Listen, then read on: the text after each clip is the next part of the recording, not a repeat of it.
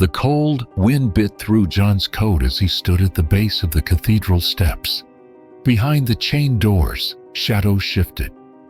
The city had turned the page, but John knew the story wasn't over. Not yet. The microchip had revealed one name that stood out: Elias Renner, a reclusive composer who once conducted symphonic experiments in Eastern Europe. Rumored to be a founding voice of the chorus. Most believed him dead. The data said otherwise. John booked a one-way ticket to Prague. He told no one. Wilson would understand eventually, but John couldn't risk the bureaucracy slowing him down. Too many threads were unraveling, and too few people truly understood how deep the chorus had gone. In Prague, he navigated snow-covered cobblestones and centuries-old music halls, tracing whispers through the city's undercurrent of artists and archivists. In a forgotten district, he found a theater sealed since the Cold War. The locals called it the listening room. Inside, sound still lived. Speakers embedded in the walls pulsed faintly. Tapes clicked. Recordings ran on loop in a language no one remembered, layered with tones that made the air hum in John's chest. On the stage, a single chair, and resting on it a metronome ticking without mechanism. Behind him, a voice, raspy, accented. "You came for answers, Mr. Caro?" John turned slowly. Elias Renner stood there, older than the rumors, but eyes sharp and familiar. John didn't blink. "I came for Maestra." Renner smiled sadly. "Then you're too late. She is no longer conducting. She's become the instrument." The metronome ticked like a heartbeat, louder now, reverberating through the bones of the old theater. John didn't flinch. He stepped forward. "What do you mean, she's become the instrument?" Renner moved slowly, descending the cracked steps of the stage. His coat brushed the dust. "There was always a question among our order, not of what we could do with sound, but what sound could do with us." Maestra crossed the threshold. She gave herself over, not just spiritually, but physically, technologically. John's eyes narrowed. "You're saying she altered herself?" Renner nodded. "Neural resonance implants, vocal architecture. She's tuned. Her voice no longer just speaks. It modulates thought, suggestion, persuasion, coercion, all embedded in her frequency." John's fists clenched. That's why the jammers only slowed her down at the cathedral. She didn't need the equipment. "Exactly," Renner said. "She was the source." The metronome's ticks became irregular. Renner frowned and turned toward it. "She's listening, you know." John took a step back. "This place, this theater, it's one of hers?" Renner nodded. "She sends signals here sometimes. Old memories, fragments of her compositions. It's a relay." Suddenly, the theater lights flickered. A low hum crawled up the walls like an old frequency rising from sleep. Renner's voice dropped. "You have little time. She's preparing a new transmission, global. Not through concerts or cultists, through the data grid. Every speaker, every screen, every ear." John's breath caught. "You're telling me she's going to broadcast herself?" Renner nodded. The final cadence. One sound to unite or shatter every mind that hears it. The theater went dark. John drew his weapon. "Then we stop her." A whispered chord rippled through the air, and somewhere in the dark, Maestra's voice answered. "Hello, John." Back in New York, Wilson stood at the top of the FBI's secured operations tower, the skyline hidden behind bulletproof glass and a haze of early morning fog. The call from John had gone silent hours ago, no signal, no trace. But the last packet they received, just before John vanished, contained coordinates. Prague, a burst of encrypted audio, and a 7-second clip of static that made even the hardened technicians recoil. Wilson reviewed the frame again. Embedded in the waveform was a pattern, a musical signature Maestra had used once before. A tonal key. It meant something was coming. Agent Tally stepped in. "We've confirmed anomalous signal spikes. Small scale now, but synchronized in cities across Europe and Asia. The cult is activating something." Wilson didn't hesitate. "Contact Interpol, get me a clearance to deploy, and prep the neural filters. If this is going wideband audio, we need every agent's headset tuned to suppressive countertones." Tally frowned. "You really think she can broadcast a command through sound?" Wilson's jaw was tight. "I think she already has. I think John's out there walking through the echo of it. And I think we're next." He looked once more at the image on his screen. An audio spectrogram shaped like an eye. Maestra was watching, and Wilson was ready to look back. Less than 24 hours later, Wilson arrived in Prague under diplomatic immunity and heavy escort. The frostbitten city loomed with echoing arches and quiet dread. Using John's last signal ping and his team's triangulation of underground audio disruptions, Wilson found himself standing in front of an abandoned theater in the Forgotten District. The door creaked open at his push. Inside, dust danced in shafts of cold light, and the silence felt charged, as if the walls were listening. Down the aisle, a familiar silhouette stood framed in the weak glow of a broken chandelier. "John," Wilson breathed. John turned, weary but alert. "You picked a hell of a time to show up." Wilson stepped forward. "Maestra's escalating. We're seeing activity across multiple continents." "I know," John said, gesturing to Renner, who stood behind him at the foot of the stage. "We've found a node, a piece of her original system. If we can decode its pulse, we might find the master signal." Wilson's eyes flicked to the stage. "And if she speaks again?" John raised a small, custom-built headset. "We listen, smart or not at all." Together, the two men turned toward the mirrored box humming at center stage. The hunt was no longer separate. They were going to end this together. John and Wilson stood over the mirrored node, its inner core now exposed, oscillating with a low, barely audible tone. Renner traced runes around its casing, muttering to himself as the pulse strengthened. "She's using harmonic lattices," Renner said. "Each node is a harmonic spine resonating across her network. If we tune this one out of sync, it could disrupt the chain." Wilson unpacked a portable analyzer, plugging it into the base of the node. "What happens if we misalign it?" "It could collapse the whole network," Renner muttered, "or amplify it." John looked at Wilson. "We take that risk." As Wilson adjusted dials on the analyzer, a low hum filled the space. Then a sharp flicker of sound, like a scream, turned backward.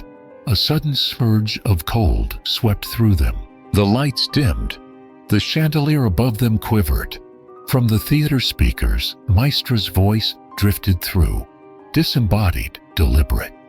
"You still think you can silence me?" John stepped closer to the node, headset firmly in place. "No, we're not silencing you." He twisted the final dial. "We're detuning you." The mirrored box shuddered. Light pulsed outward in jagged bursts. The frequency warped. Across the globe, cell towers, concert halls, and underground bunkers flickered, and Maestra screamed, not in pain, but fury. John didn't flinch. Wilson keyed into the satellite uplink. "We've got a global reverb. Signal disruption confirmed. Push the override tone. Now." A secondary frequency hummed through the space, a deep counterpulse that rippled like thunder. Renner collapsed to one knee.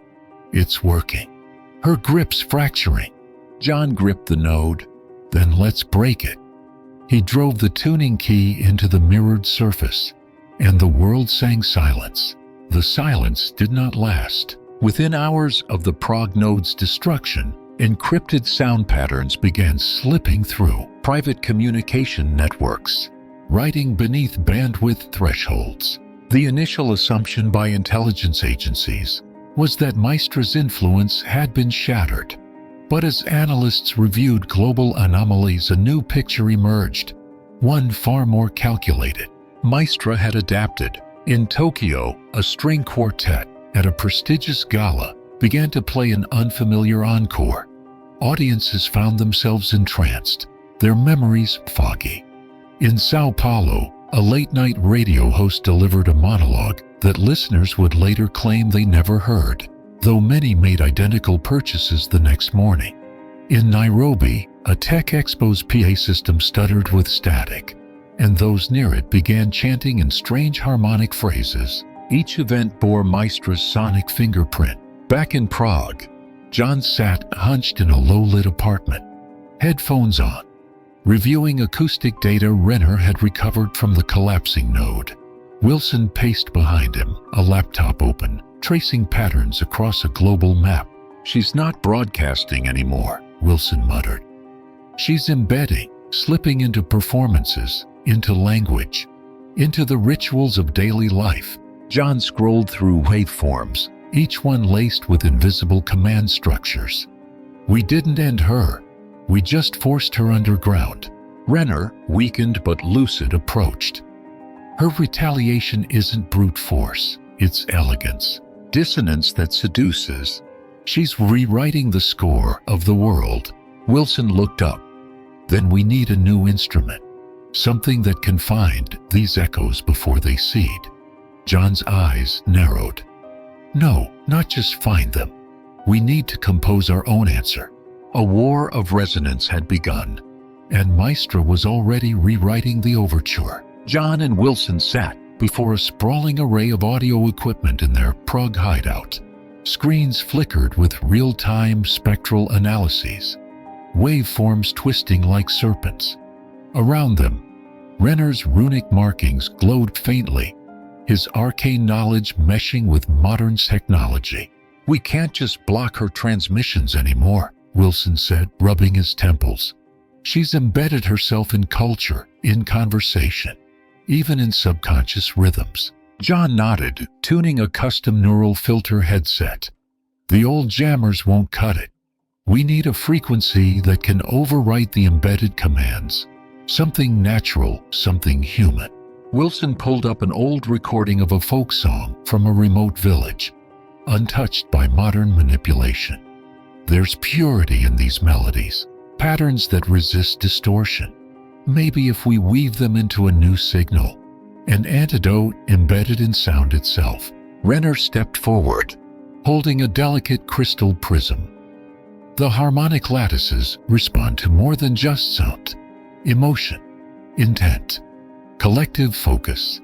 If we can synchronize the minds of those who listen, the effect could cascade." John's eyes lit with resolve. "A sonic vaccine, a counterwave that inoculates listeners, shutting down her influence before it starts." Wilson keyed in commands, launching an encrypted global broadcast. "We'll see this antidote in places she's already infiltrated. Concerts, radio stations, even digital streams. The cult won't see it coming." Outside, the first notes of their counter-composition began to ripple across the city. Invisible yet potent, John exhaled slowly. Time to rewrite the score. The first wave of the counter-composition was subtle. It began with a lullaby broadcast in Helsinki, an ambient track tucked quietly into a public transit safety announcement. Children, notoriously vulnerable to Maestra's frequency traps, began sleeping more soundly that night, their dreams calm. In rural India, a wind chime company unknowingly included the resonance tones in their promotional video. Sales spiked, but more curiously, areas with higher exposure saw a noticeable dip in irrational behavior and echo symptoms. John called it the harmonic inoculation. Wilson watched as their carefully seeded tones infiltrated online platform. TikTok dances, background music in advertisements, even elevator music in financial hubs. The antidote wasn't just sonic, it was cultural camouflage. People were unknowingly part of the resistance, humming and whistling protective melodies on their way to work. Maestra noticed the cult's recordings grew harsher, more discordant. In Berlin, an avant-garde concert resulted in dozens of attendees collapsing mid-performance. blood trickling from their ears. In Johannesburg, a street preacher tore his throat open mid-sermon, trying to match an inaudible pitch, but the inoculation held. Those exposed to the resonance tones were insulated, able to resist, sometimes even counteract the influence. Back in Prague, John added a new element to the composition: human voice. Actual stories, spoken in dozens of languages, layered beneath the frequencies. Testimonies of survival, laughter, mourning, hope. Renner wept when he heard it. "She uses sound to erase identity," John said. "We use it to restore it." And across the world, the balance shifted, one hidden melody at a time. They called themselves the Cadence, but inside their sanctuaries, order was slipping. In a once hidden monastery in the Carpathians, initiates began to weep during morning resonance chants. One acolyte smashed the sacred tuning forks against the wall, shrieking that he could hear his mother's lullaby overpowering Maestra's voice. In Morocco, a desert enclave of tonekeepers found their instruments humming without cause, echoing a harmony they never taught, but couldn't forget.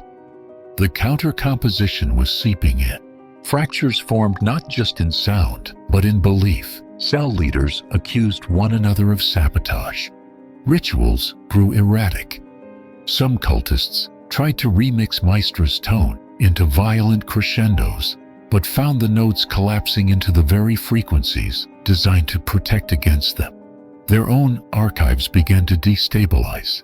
Audio libraries corrupted by a kind of emotional resonance their algorithms couldn't predict. In Tokyo, a senior hymnsmith defected, carrying with him a vocal archive of original Maestra compositions. He broadcast one of them in reverse, and thousands heard the raw pain inside it. Not commands, not prophecy, just a woman screaming into silence. It shattered the myth. Renner received the report at first. He said nothing for a long time, then simply whispered, "They're unlearning her." Wilson leaned in. "Then it's time we teach them something new." Across hidden sanctums and encrypted forums, members of the Cadence began to defect. Not all peacefully, but enough. The cult was unraveling, and Maestra, for the first time, was alone with her silence. Silence had once been Maestra's canvas, pristine, unbroken, sacred. Now it suffocated. She sat in a dim chamber beneath an abandoned concert hall in Vienna, surrounded by broken instruments and frayed speaker wires. For the first time in decades, the air held no chorus. No echo responded to her breath. No tones wrapped around her thoughts. Her once vibrant neural symphony, the interwoven frequencies she'd broadcast into billions, had been reduced to static. The cadence had fractured. The counter-composition hadn't just blocked her. It had resonated deeper, pulling at the memories buried in her signal. Her compositions were no longer vessels of power, but reminders of grief, of longing, of a voice that had once cried for connection and found only obedience in return. She remembered the first time she'd embedded her pain into melody. The world had listened and obeyed, but they never understood. Not truly. Not until John's harmonics carried raw humanity back into the code. Laughter, grief, names. Her fingers hovered over a cracked keyboard. Hesitant. She could still compose, still speak. But for what purpose? On a nearby table, a single earpiece blinked. A pulse of resonance coming not from her, but to her. A reply. It was John's voice. We never needed a conductor. Only a song that belonged to all of us. She closed her eyes, listened, and for the first time in a lifetime of control, Maestra let the silence answer back. But as the last note faded, the silence shimmered. From the deep recesses of her broken interface, an autonomous subroutine activated, a fragment of her earliest self, encoded before she had become Maestra. It was not grief. It was preservation, a tonal embryo waiting for collapse. A soft, infantile melody echoed through the chamber. Not hers, but hers to raise. Somewhere in the world, a newborn hummed a tune no one had taught them. A frequency that bypassed human ears. The overture, it seemed, was not over. She stood, not in defiance, not in triumph, but in awareness. There was a new voice on the planet now, not hers, but one born of her failures and humanity's forgiveness. If she could not control the next song, she could at least learn from it, and perhaps, just perhaps, sing along. In a maternity ward in Reykjavik, nurses noticed a peculiar pattern. One infant, girl, name withheld, hummed in her sleep. Not cries, not gasps, but long, perfectly modulated tones. They weren't alarming, but the way the machines responded, oscilloscopes twitching, monitors flickering, caught the attention of a technician on night shift. The girl was moved to observation. No diagnosis, no explanation, but the melody spread. Parents began reporting that their children were mimicking the hum. Not just those in the ward, but across town, then across time zones. It was a lullaby without words, passed like pollen from breath to breath, growing more complex, more layered. Renner intercepted the signal. At first he feared Maestra had found a new conduit, but the data told a stranger story. The melody didn't command, it responded. It harmonized, it adapted, it listened. Wilson stared at the evolving waveforms. This isn't Maestra, he said. It's something born of her, but not her. John listened closely, leaning into the headphones. Beneath the melody, he heard something that made him pause. His own heartbeat. She encoded possibility, he murmured. The purest form of her, before ego, before grief. This isn't a resurgence, it's a reconciliation. All over the world, people stopped in streets, ears catching a hum carried on wind or water. Not one voice, not many. All voices becoming a new harmonic. Not an ending, but a new beginning. John stood on a rooftop in Thessaloniki, an old transistor radio in hand. The newborn's melody, the new harmonic, drifted from the speaker, dancing with the Mediterranean wind. It had spread further than any of their projections, beyond Maestra's range, beyond even the cadence's most ambitious compositions. He no longer wore earpieces or filters. The world didn't need them. The melody wasn't a threat. It was an invitation. Wilson had gone to Geneva to brief an international acoustic security panel, but he didn't present blueprints or waveforms. He played a single field recording. A playground in Buenos Aires, where children whistled the new harmonic in spontaneous rounds. The panel wept. Renner, meanwhile, had returned to his archive. He was rebuilding it, not to preserve Maestra's legacy, but to trace her evolution backward. He believed the new harmonic held the original architecture of human empathy, encoded in frequency. If he could isolate it, he claimed, they might rediscover something older than language itself. And in cities around the world, people sang without realizing why. A stranger might hum a tune you were already thinking. A grieving widow in Hanoi found herself harmonizing with a street musician she'd never met. A football stadium in Lagos erupted into an unplanned unified chant at halftime. No lyrics, no arrangement, just resonance. Governments tried to study it. Brands tried to co-opt it, but no one could hold it. The melody resisted ownership. It wasn't Maestra's voice, nor John's, nor the child's alone. It was all of them. The counter-composition had done more than stop an old tyranny.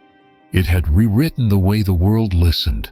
For every city that sang, one still watched in silence. Beneath an abandoned offshore drilling rig in the South Atlantic, a private signal panged across deep-sea fiber lines. Encrypted, untraceable. The man on the other end, codenamed Varelo, watched spectral graphs twist across a dozen screens. He wasn't a follower of Maestra, not officially, But he had studied her work long before the cadence had given it voice. And he had never forgiven the world for silencing her. To him, the new harmonic was not unity. It was contamination. "The lullaby of the hive," he muttered. Soft, weak. Varello and his followers called themselves the Dissonant, a loose confederation of rogue sound engineers, ex-intelligence tacticians, and neuroacoustic extremists. They believed true freedom lay not in harmony but in chaos. Dissonance as disruption, as individuality. Their goal was not to bring Maestra back, but to reverse what they saw as a global anesthetic. In an underground lab in Nevada, a prototype device pulsed erratically. A child nearby began to scream, not in pain, but as if fighting to hold their own voice above an invisible tide. It worked. The Dissonant's first broadcast was scheduled for the solstice. Not to dominate, but to fracture, to remind the world that even a perfect song can be broken. John first noticed it during a live broadcast from Marseille. A slight warble, a flutter of dissonance beneath the community choir. Almost imperceptible.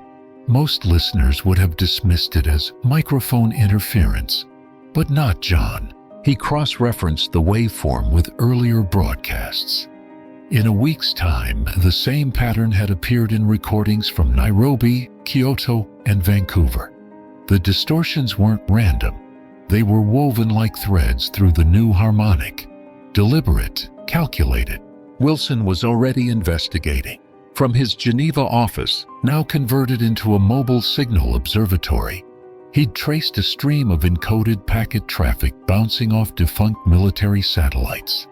Its signature didn't match Maestra or any known actor. "They're not resurrecting her," Wilson said, scanning the data. "They're splintering what came after." John's expression darkened. The Dissonant. Renner sent a fragment from the Nevada lab incident. The child's scream wasn't just distress.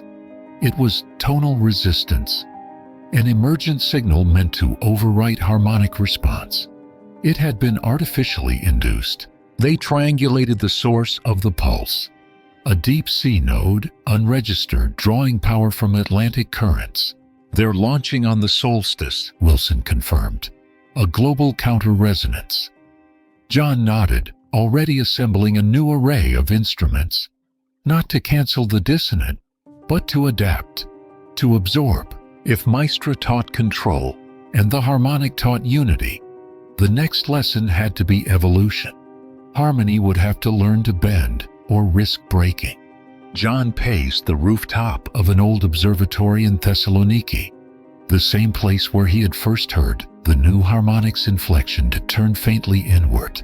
Wilson stood beside him, arms crossed, listening through a pair of wideband headphones to the recent atmospheric sweep. "It's her," John said at last. "She's still in the composition." Wilson nodded. Not in control, but no longer absent. A resonance trace in Vienna, low-frequency sympathetic waves. No broadcast pattern, just response. John turned toward the sky as if the wind might carry words.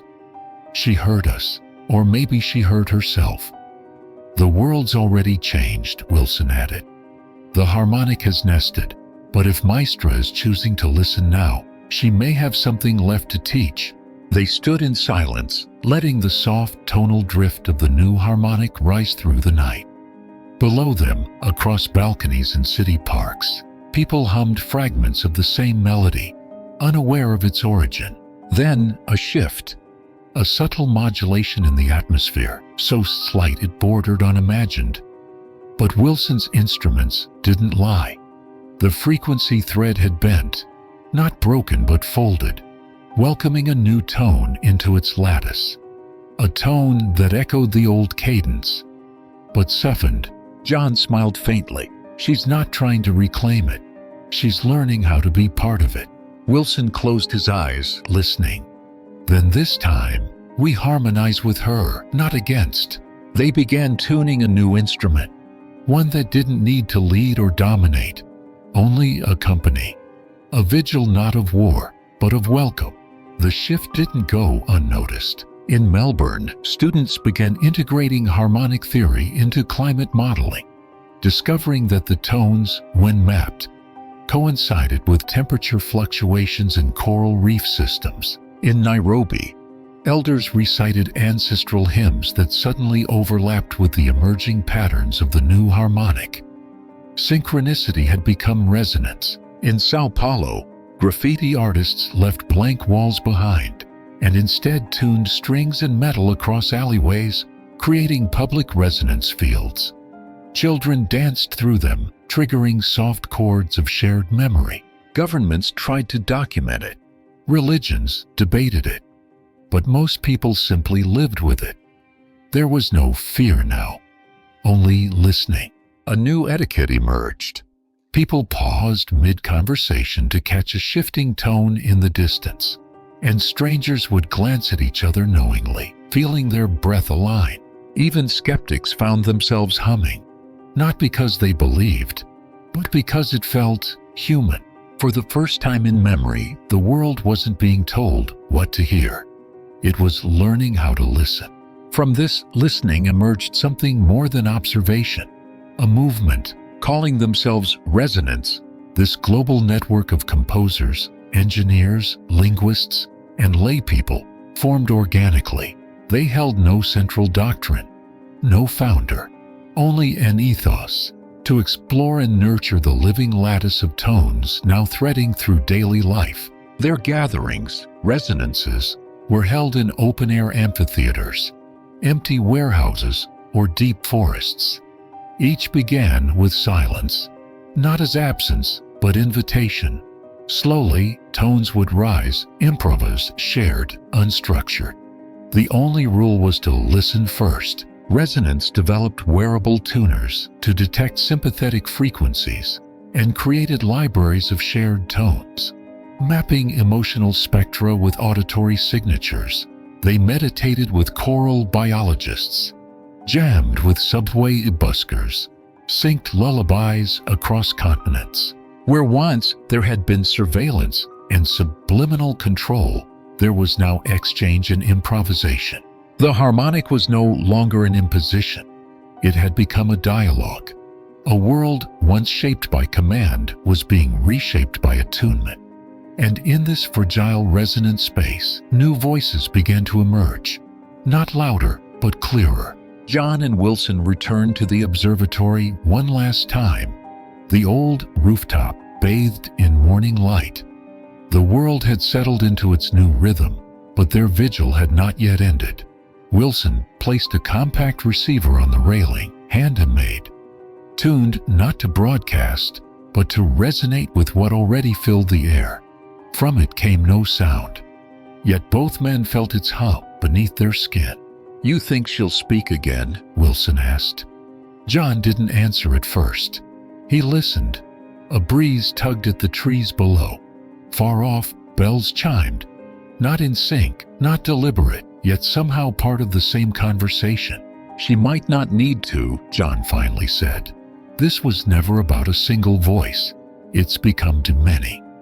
Wilson nodded. Still, wouldn't mind hearing her one last time.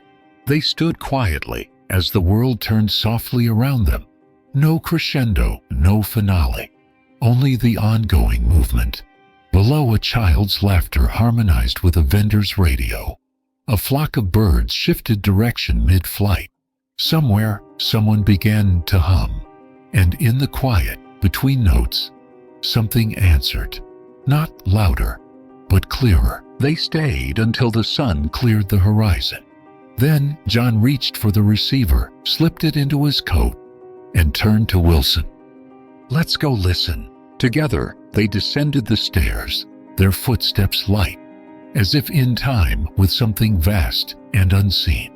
A final movement, and the beginning of another.